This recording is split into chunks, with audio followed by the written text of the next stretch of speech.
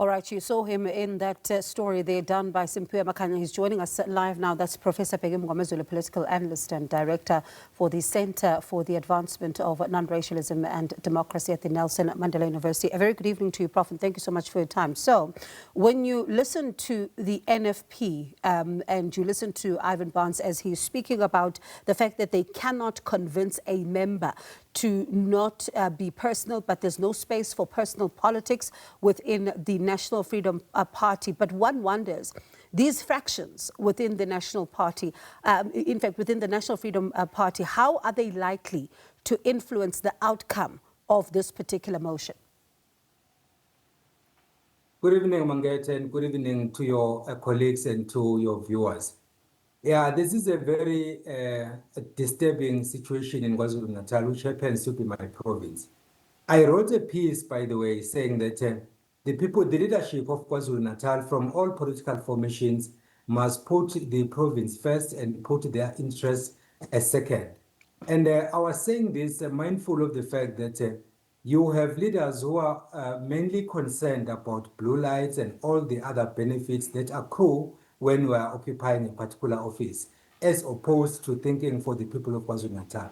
In this case, the NFP is undecided as to whether it will vote with the MK party or not.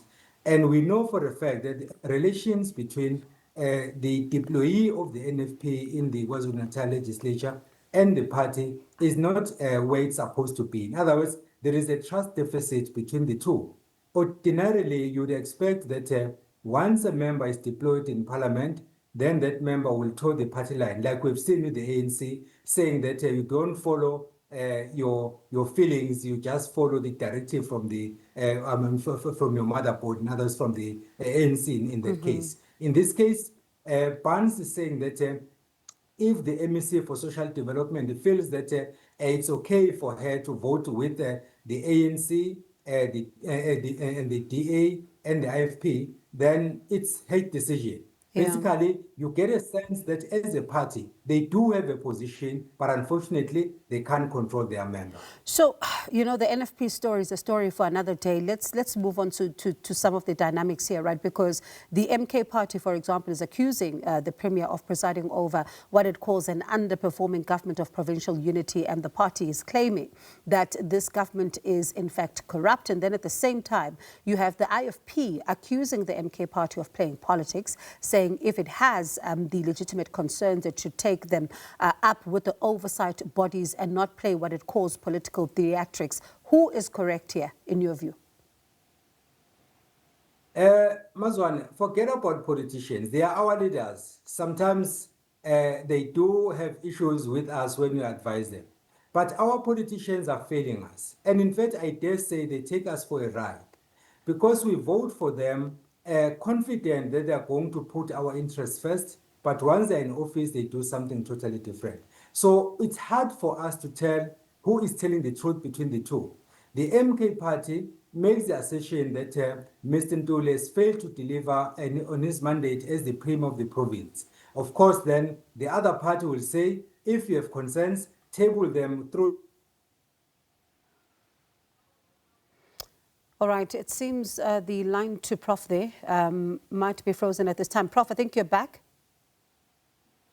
Yes, I can hear you. All right, continue. Yes, I'm saying that basically what the MK party is doing is not against the law. It's in accordance with the law. Then whether the other issue they're accused of failing to present issues at the right platforms, then I'm not privy to that information, and I'm not too sure if it is true or not. But the reality is that a vote of no confidence is within the confines of the law. Whether they win or not is neither here nor there. The point is they are not doing something illegal. So, then, of course, the other parties are okay in saying that if you have issues, bring them on the table, let us debate them, and then see if indeed there is any validity in those statements. So both parties are making critical points which should be listened to, but the vote of no confidence is definitely within the confines of the law. So you listen to the MK party, you listen to the EFF who says that for them it's all about the numbers. You listen to the NFP, there is of course continuing disintegration there. Then you look at what the IFP is saying, throwing its weight behind the Premier. When you look at all of these dynamics that are currently at play with the government of provincial unity in KwaZulu-Natal, which way is it likely to go in your view? Yeah, Mazwana, you see, in politics, nothing is certain. You saw this happening at KZN local municipality, my municipality, where the ANC had 18 seats, the DA had 1 seat, and then the EFF had 1 seat. The ANC had 19, and then there was an independent. So the DA and the EFF gave their seats to the IFP. It got 20 seats, and the ANC remained at 19. Then it called the independent, then it was 2020. Then, you know, as they say, the rest is history. I'm not going to delve much into that. But you might see a similar situation here because the MK is 37 seats. If, hypothetically speaking, the EFF votes with the MK party, then they have 39. And then you still have the NFP with 1 seat standing there. You have the IFP with 15. You have the ANC with 14. And you have the DA with 11, which gives you 40. So if the NFP decides to join the 40, then 41 is 51%. Then of course the coalition wins. Yeah. If the NFP votes with the MK party and the EFF, then you have 40-40. Then you have a problem. So what you need here is someone who is going to be disingenuous, untrustworthy, and then decide either not to vote or to be absent or vote with the other party. Yeah. Then in that case, this vote can fall either way. That's why I'm saying there is nothing certain here. Anything is possible. And just before I let you go, in another story, the ANC is holding its NGC in Ekurhuleni, and what one can call the word of the moment appears to be the National Democratic Revolution. And you've, of course, have seen the reports that have been tabled. When you look at the NDR and what the ANC is, you know, putting out there as far as that is concerned, is that a correct move in your view? It's a correct move, but it's too little too late. Look at the theme of that particular NGC. They are saying that it's a year of renewal, and they want the ANC to be the instrument to assist in the activation of Clause 1 of the Freedom Charter, which says people shall govern, and Clause 3 of the Freedom Charter, which says people shall share the wealth of the land. Now, ask yourself the question with regards to the first one.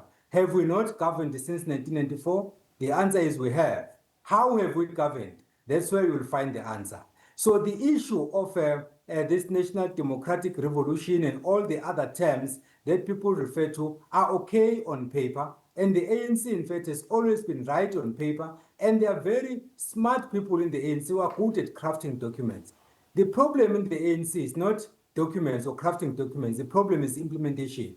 Because even the step aside the resolution of the ANC is not implemented evenly. And that has cost the ANC dearly. So whether you agree on certain points on the National Democratic Revolution, you explain it and you re-explain it, it won't amount to anything if implementation is not there. So that is where the problem is. I think that this time around, they will learn from the 2019 general election, 2021 local government election, and most importantly, last year's election, where the party has been on the downward spiral, and hopefully they will have drawn lessons, and then they will do things differently this time around. Prof, appreciate your time. Thank you so much for talking to us. That's Professor Bheki Mngomezulu, Political Analyst and Director for the Center for the Advancement of Non-Racialism and Democracy at the Nelson Mandela University.